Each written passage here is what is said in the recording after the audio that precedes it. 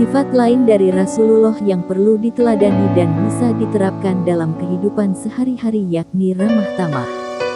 Nabi dalam sebuah hadis berkata kepada istrinya, Aisyah radhiyallahu anha, artinya, hai Aisyah, bertakwalah kepada Allah Subhanahu wa Ta'ala, dan bersikaplah ramah.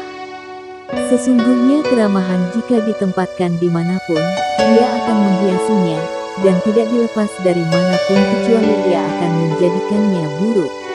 Hari Muslim, ada seorang pengemis buta di sudut pasar Madinah. Pengemis Yahudi tersebut merasa jijik dan muak bila mendengar orang menyebut nama Muhammad. Bahkan, ia menuduh Nabi Muhammad SAW sebagai tukang sihir dan pembohong besar. Pengemis itu sering berkata bahwa siapapun mesti mewaspadai sosok bernama Muhammad.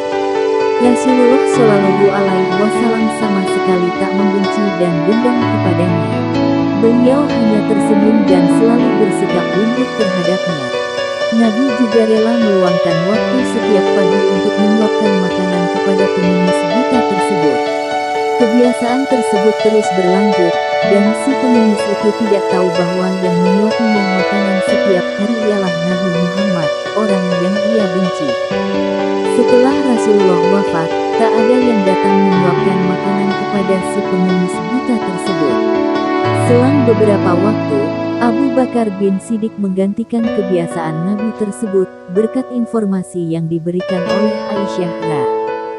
Sesampainya di sana, Abu Bakar ditegur oleh si pengemis tersebut, "Siapakah engkau?" Abu Bakar menjawab, "Aku orang yang biasa." Pengemis itu berkata lagi, "Bukan. Pasti engkau bukan orang yang biasa mendatangiku. Apabila ia datang, tak usah tangan ini memegang dan tak usah mulut ini mengunyah. Orang yang biasa mendatangiku itu selalu menyuapiku." Dan ia terlebih dahulu dihaluskan makanan tersebut, setelah itu ia berikan padaku.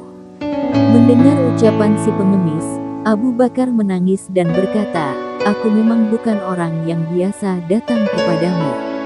Aku merupakan salah satu sahabatnya.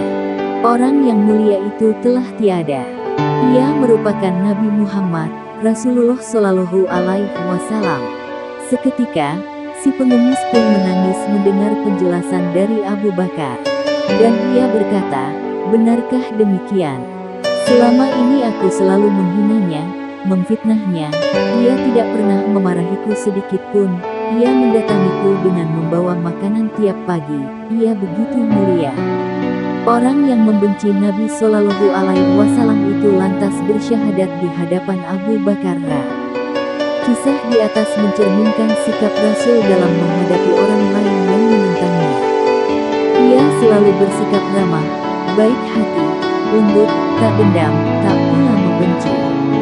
Umat Muslim pada zaman Rasulullah meneladani sifat tersebut, sehingga terpancar keramahan dan kelembutan pada wajah mereka.